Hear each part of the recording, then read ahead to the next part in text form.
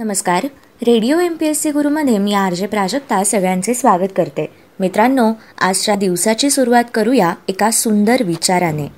स्वामी विवेकानंद म्हणतात, जोपर्यंत तुम्ही स्वतःवर विश्वास ठेवत नाही तोपर्यंत देवही तुमच्यावर विश्वास ठेवू शकत नाही. त्यामुळे आधी स्वतःवर विश्वास ठेवा. मित्रांनो, आज आहे 12 ऑक्टोबर.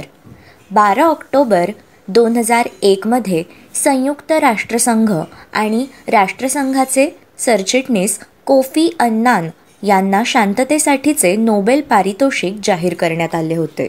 कोफी अन्नान हे घाना देशामधील एक मुत्सद्दी व संयुक्त राष्ट्रांचे माजी सरचिटणीस होते. जानेवारी 1997 ते डिसेंबर 2006 या दरम्यान ते पदावर राहिलेले अन्नान हे 7वे सरचिटणीस होते. जगात शांतता राखण्यासाठी झटण्याबद्दल त्यांना शांततेचे नोबेल पारितोषिक संयुक्त राष्ट्रे व कोफी अन्नान यांना विभागून दिले होते. अन्नान यांनी कारकिर्दीमध्ये एड्स रोगाचा आफ्रिका खंडावरील वाढता विळखा थांबवण्यासाठी परिश्रम केले होते. तसेच मानवी हक्क जपण्यावर त्यांनी प्राधान्य दिले. 2003 सालच्या अमेरिका व युनायटेड किंगडम यांनी केलेल्या इराकवरील हल्ल्याला अन्नान यांनी तीव्र विरोध दर्शवला होता. 12 डिसेंबर 2002 दहशतवाद्यांनी इंडोनेशियामधील बालीमध्ये 2 बारमध्ये घडवून आणलेल्या बॉम्बस्फोटात 202 जण ठार तर 300 जण जखमी झाले होते.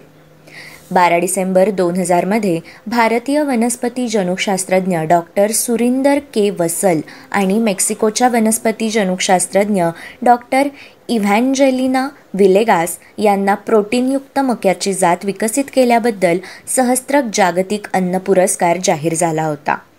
1998 33व्या बुद्धिबळ ऑलिम्पियाडमध्ये कोल्हापूरच्या पल्लवी शहाने तिची लढत जिंकून इंटरनॅशनल वुमेन मास्टर हा किताब मिळवला होता.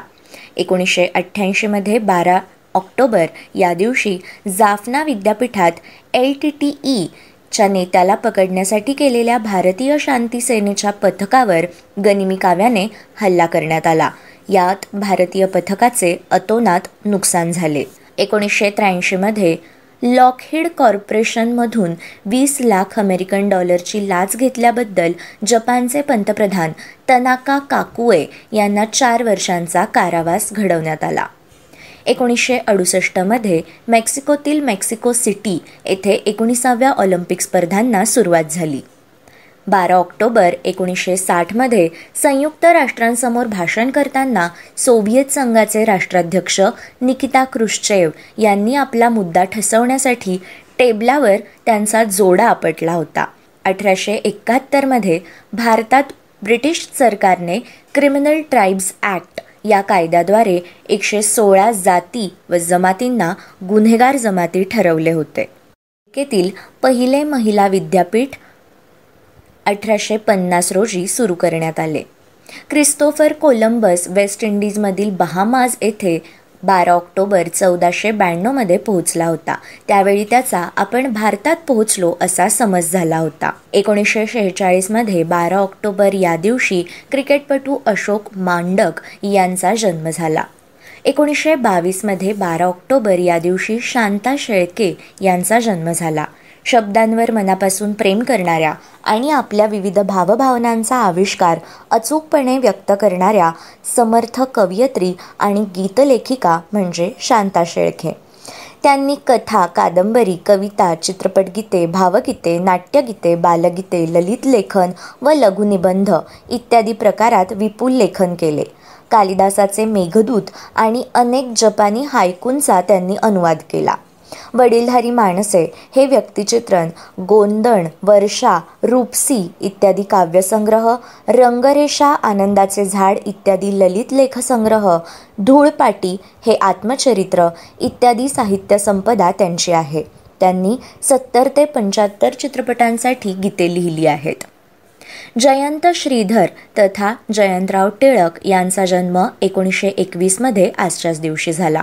संयुक्त महाराष्ट्र चळवळीचे ते एक नेता, गोवा मुक्ती संग्रामातील एक झुंजार सेनापती, लोकमान्य टिळकांचे नातू, राजकारण, समाजकारण, साहित्य, पत्रकारिता, तत्त्वज्ञान, विज्ञान, निसर्ग आणि शिकार इत्यादी विविध क्षेत्रांमध्ये दीर्घकाळ सक्रिय असणारे महाराष्ट्र विधान परिषदेचे अध्यक्ष व केसरीचे संपादक म्हणजे जयंतराव टिळक.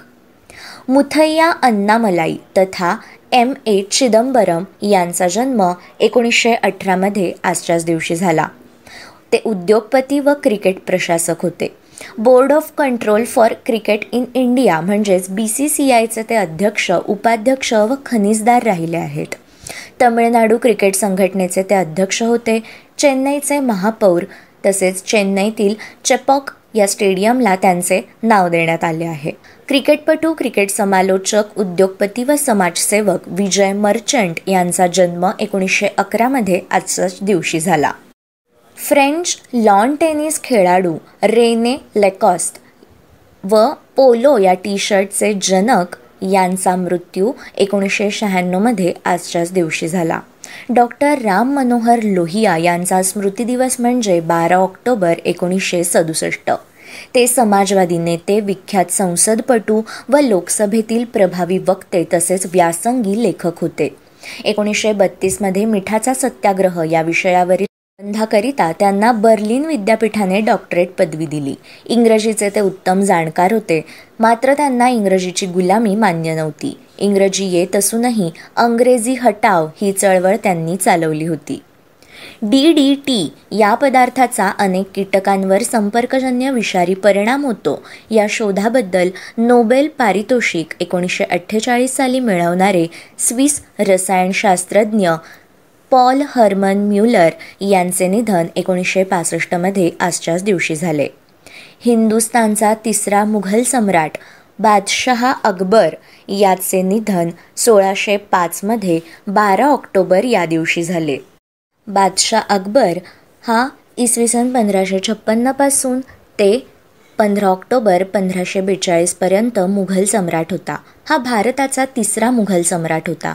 याला अकबर-ए-आझम म्हणजेच महान अकबर म्हणजेच अकबर द ग्रेट असेही संबोधले जाते. मित्रांनो, हे होते आजचे दिनविशेष. अशाच रोजच्या माहितीपूर्ण दिनविशेषांसाठी stay tune to radio MPSC Guru.